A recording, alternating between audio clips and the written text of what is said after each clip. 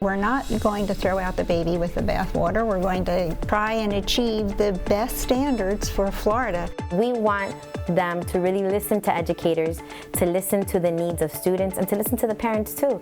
And they said, hey, we don't need new standards. As a new school year gets ready to start, the replacement of Florida's controversial Common Core education standards is underway. We look at what the new curriculum could mean for students and why many teachers and parents aren't convinced this is the right approach. That and more. Stay with us as we dive into your South Florida.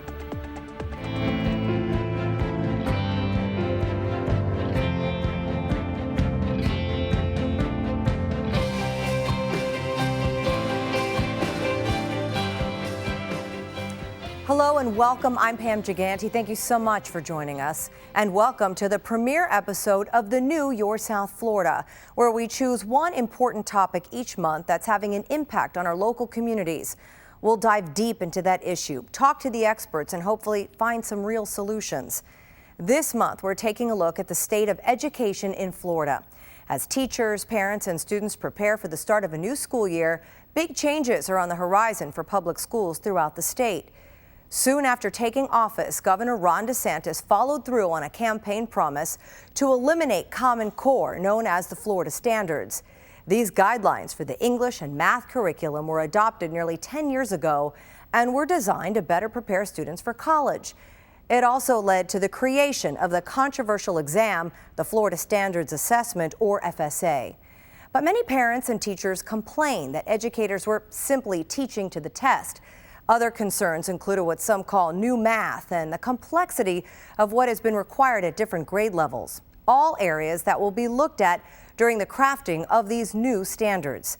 But before we can get a clearer picture of what these new guidelines could mean for public education in our state, let's take a closer look at how Common Core came to be in Florida and why it has some divided. In 2009, the Council of Chief State School Officers and the National Governors Association began to develop Common Core to unify education standards nationwide with input from teachers, parents, and experts. That same year, then President Obama launched Race to the Top, a more than $4 billion grant program to foster new ideas in education with funds from the federal economic stimulus package. In 2010, officials released the Common Core guidelines, which were then adopted by 45 states, including Florida. This was also the year Florida was awarded $700 million from the Race to the Top program. The funds would be part of the state's four-year plan, developing a new system to evaluate teacher and principal performance, a program to improve classroom instruction and school and district-wide performance, and also the implementation of Common Core. The following year, in 2011, then Governor Rick Scott signed the controversial teacher merit pay into law, which tied teacher evaluations to student performance and test results and removed some job protections. Then, in 2014, the state changed Common Core to what we now know as the Florida Standards. And this brings us to today, where education experts are working once again to change the standards, trying to meet Governor Ron DeSantis' goal of rolling it out during the following school year. We sat down with educators on the forefront of crafting and implementing the new curriculum and the challenges they face. When it comes to knowing what works in a classroom, Dr. Joyce Fine is on the front lines. Common Core really never told people how to teach. They just said what needed to be done. It was a little bit of a change from other standards. Now what we're going to be doing is looking at how we can change things and give resources and ways to help teachers be able to teach better. And Dr. Fine knows that all too well. As an associate professor and reading program director in the Department of Teaching and Learning at FIU School of Education and Human Development, she teaches the teachers of the future. She's also been selected by the governor to be part of a standards review team, working to create a new curriculum for K-5 English language arts, guidelines he wants in place by January of 2020. They have broken up the standards into parts and asked experts on those parts to look very closely at them. And then we met to reach some kind of consensus. And now we have phase 2 starting shortly, and that's going to involve everybody looking at all the language arts standards. I was just part of the language arts ones. So you do think it's possible to have something in place in January? Yes, I do. And then how do we get teachers up to speed on what these, is it lessons, is it curriculum? What do we need to do to get them prepared and ready to teach this material? Well, there will be professional development, I'm sure, and we will be explaining in each of the counties exactly what's involved, and I'm sure teachers will welcome what the change is and be able to handle it. We've seen how this has really turned into a priority of teaching to a test as opposed to educating a child. Karla Hernandez-Mats understands the stress of preparing students for exams. She's a middle school special education science teacher. She's also the president of United Teachers of Dade, the largest local union of educators in Florida. She advocates for education policy at the local, state, and national level. While supportive of having a standard curriculum and less testing, Hernandez-Mats says educators, not politicians, need to have more say when it comes to making changes. We've been talking about standards for a very long time. We've been talking about the impact that it has on communities. We've been talking about how testing impacts children. And so, it doesn't sit well with us. It doesn't sit well with us when we see politicians that don't have education background try to implement their philosophies. And to what end? And that's the question. The Florida Department of Education is asking for feedback on changes from educators, parents, and the general public to make the process transparent, giving vital feedback on specific benchmarks and insight into what's working and what's not.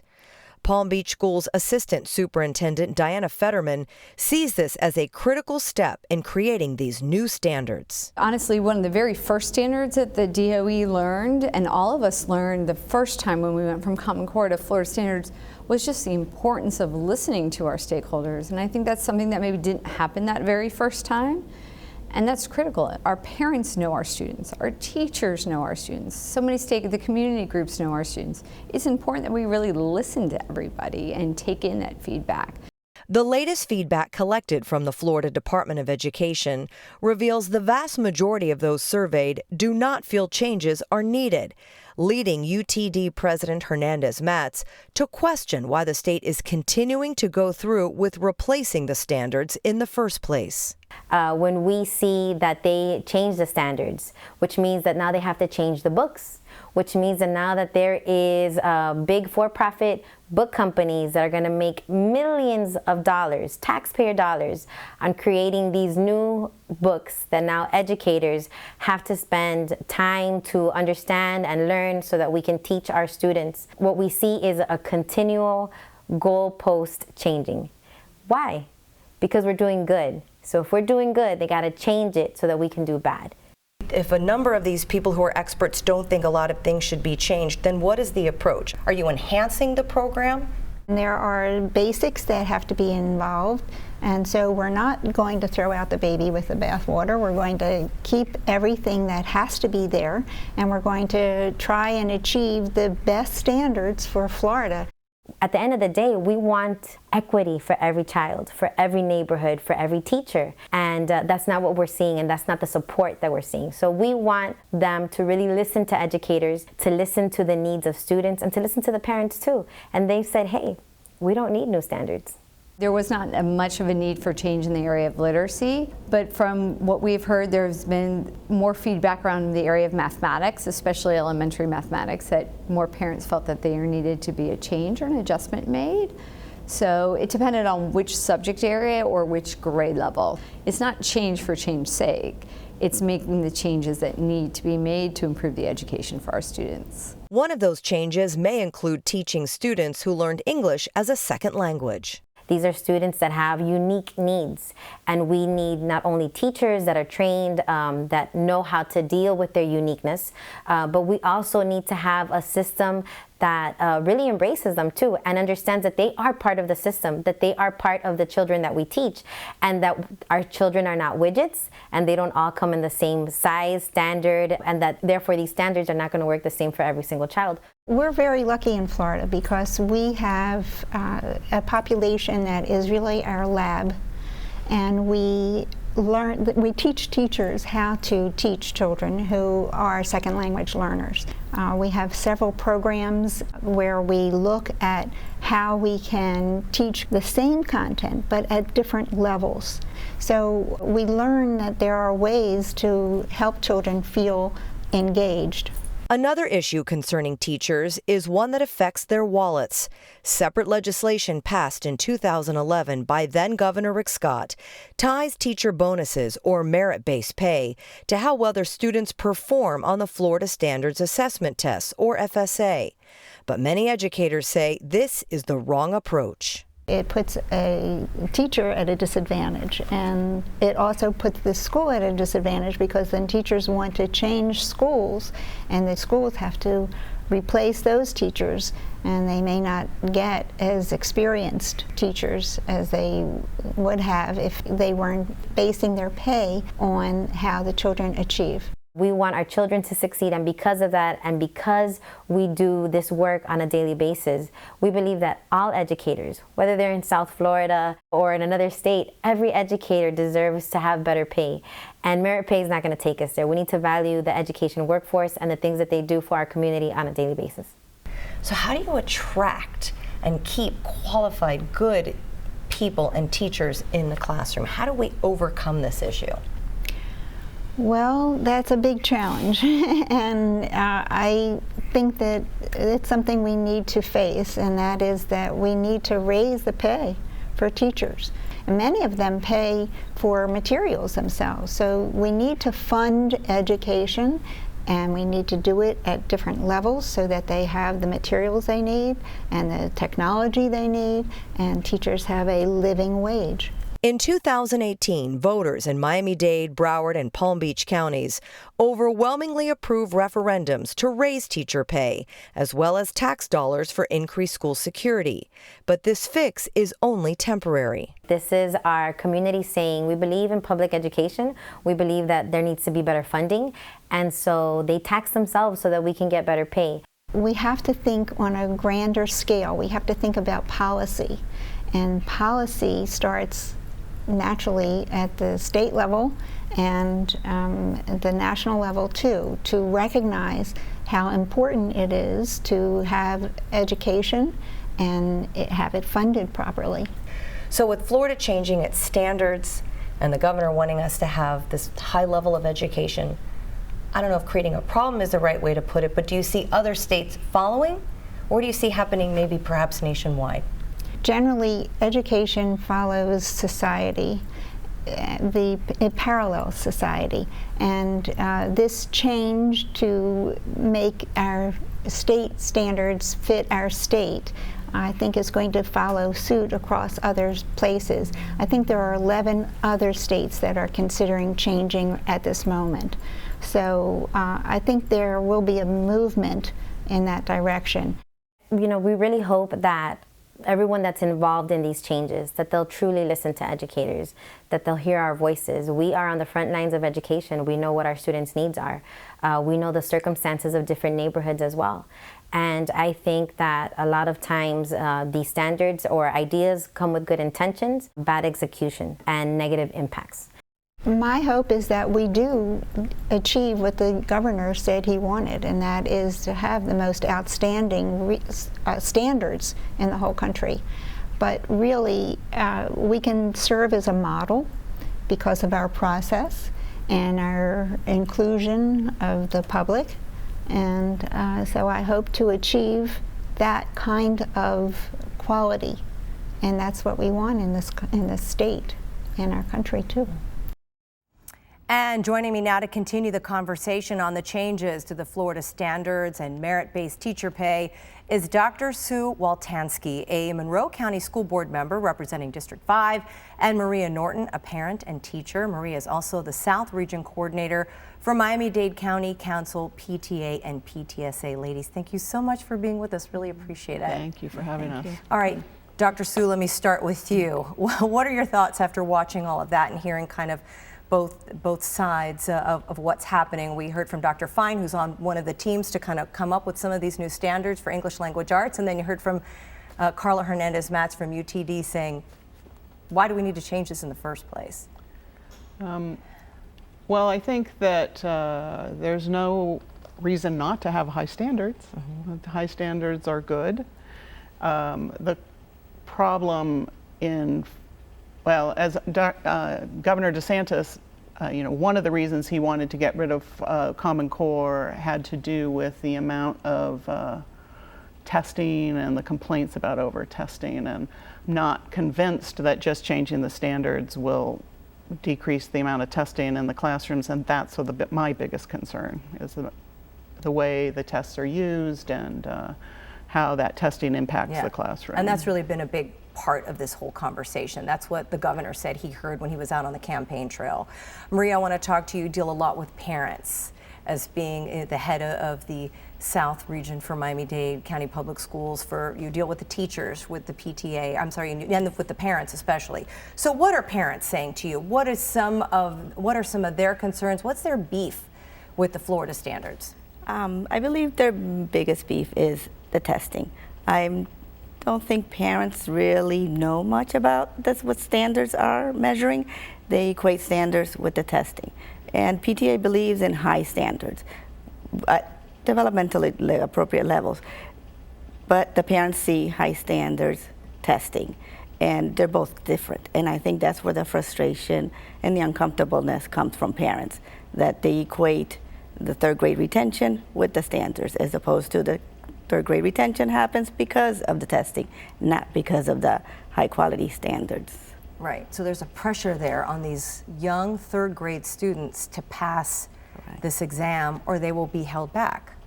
Yeah, so kind of walk us through your experience too, because you've dealt with the school system in Hawaii. You taught in Hawaii, right? Or your child went through the school in Hawaii, and in Virginia. Yes. And then you moved to Florida. Yes. So you've got some good areas there to kind of compare. So kind of walk us through the comparisons. And the ideal of the standards across the nations was appealing when I found out about it, because my experience was my oldest son started kindergarten in Hawaii. If we were to parallel it to how Dade County does kindergarten, it would be more like our pre-K in Dade County schools, for instance, or any most. And then we moved after kindergarten to Hawaii. When he got to Hawaii, he was expected at that time to already be writing complete sentences, that they were not doing that in the state at that time. He was supposed to be writing not regular print, but Dernillion. I didn't even know what Dernillion was. Is that like cursive? It leads into cursive. Okay. It's all those cute little letters that have the curls in it. So he came home one day and he was struggling writing, and I'm like, just write normal. Yeah. And he went back to school the next day and told the teacher, my mom says I cannot write Dernillion. So the teacher said, Miss Norton, your son said he cannot write Dernillion. And I was like, what is that? I had never heard of it. So we had the same standards across all the school systems, maybe it would have been easier transition for him. Then we moved to Florida. From Virginia. Luckily for him, because he struggles on high stakes testing, we came at the end of third grade. So he had already done third grade and he came in fourth grade. In the state at that time, if you did not get the high scores under equivalent to our FSA, what would happen is you just retook it in fourth grade. Remediate your skills and retake. You wouldn't be retained. But not holding you back. Correct. There was no retention. So when we came here, had he been here in third grade, maybe he would have been retained, because he would have missed out 3 years of different standards across states. So the comparison of having most states have similar standards. Of course, they're not going to use the same curriculums, but same standards. It would have been more on par, is what you're saying. It would have been. Yeah. Doctor, let's talk then about this whole issue with testing. That really seems to be at the crux of the problem here. Everybody can talk about curriculum and making sure students are reaching benchmarks at a certain grade level. And I think most people agree there needs to obviously be some testing so that we know that students are reaching a certain level. But the problem here is too much tied to the results of the testing. That's what I'm hearing you saying, correct? The problem is not the testing, but it's the way the test scores are used. So when we were in school, we took a standardized test. They might call our parents in, talk about what we're good at, what we're not so good at.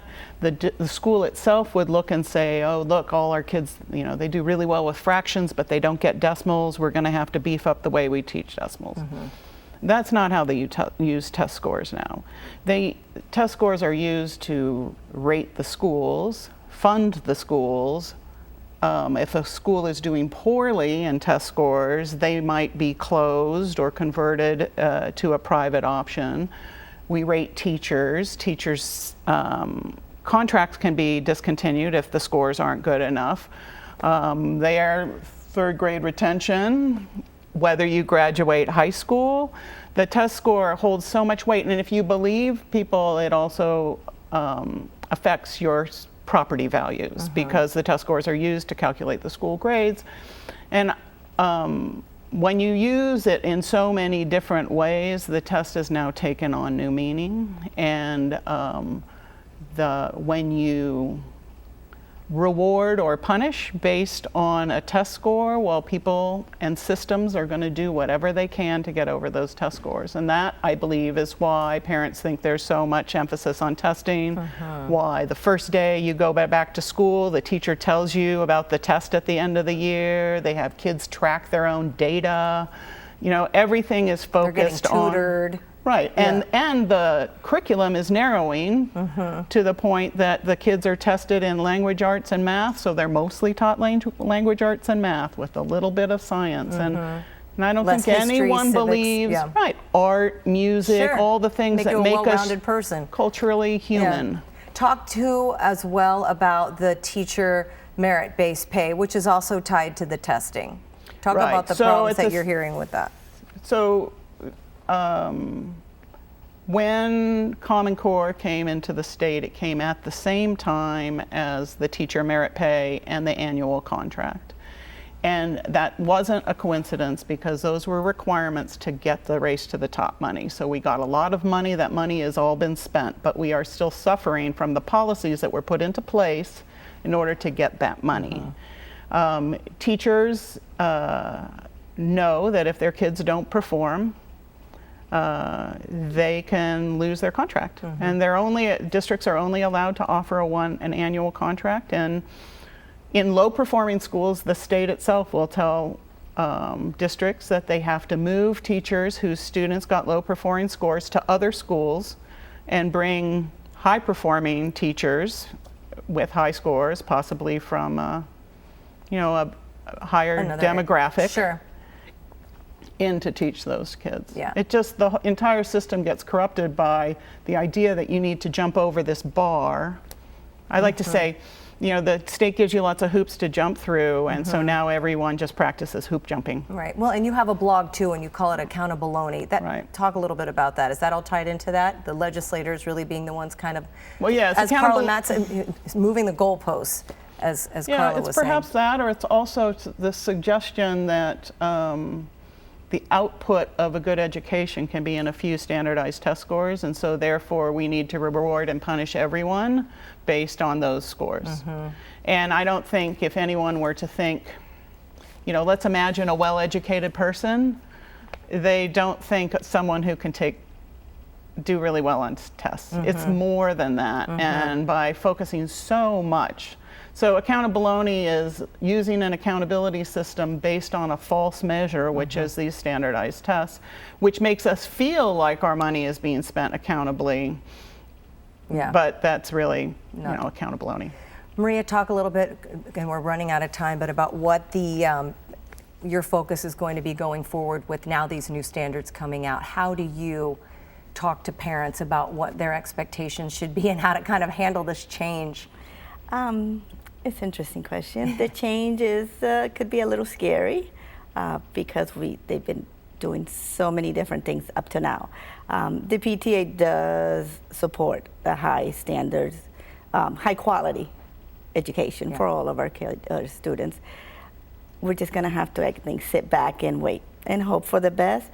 Hopefully the Tallahassee, our government, will have teachers, parents, even students at the higher high school levels included in the coming out with the new standards or revising the standards, whatever it is that they may be going to be doing. Yeah. Ladies, thank you so much for being here. We really appreciate your input. It's a complicated issue, isn't it? There's many parts. A lot of moving parts. We thank you so much. We really you. appreciate you being here with us today. And thank you so much for joining us this month. We hope you'll join us again in September. But before we go, we would like to leave you with some words of hope and encouragement from 2 South Florida teachers. We'll see you again next time. Take care. It is my passion to teach, to see the students learn and grow. It is my passion to do that. I teach because there's no other profession in the world that would reach out to so many children. There's no other profession that can build someone up to thinking and believing in themselves and knowing that they can. In the past years, what I have found is really rewarding for me is when you hear parents coming to you telling you, Mr. Lawrence, my daughter is different now, or my son is different. They don't want to miss school. They want to be here every single day. They wish to have school on the weekends because they want to come see you. They want to be in the classroom. That's really rewarding to hear. My advice to those contemplating teaching or within the profession even is, if you don't love it, don't do it. You're not only putting yourself at a disservice, but you're putting all those kids at a disadvantage. All those kids need somebody who is truly, fully vested into their profession and truly love the art of teaching.